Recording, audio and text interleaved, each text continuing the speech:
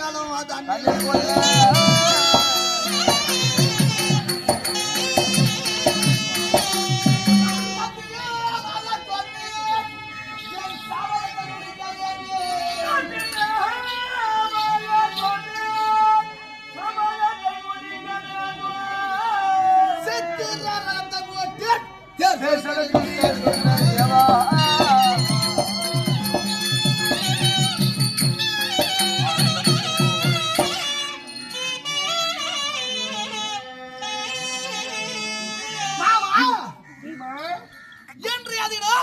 இன்றைய தினம் 18ஆம் நாள் யுத்தம் 18வது நாள் சண்டை எழுந்து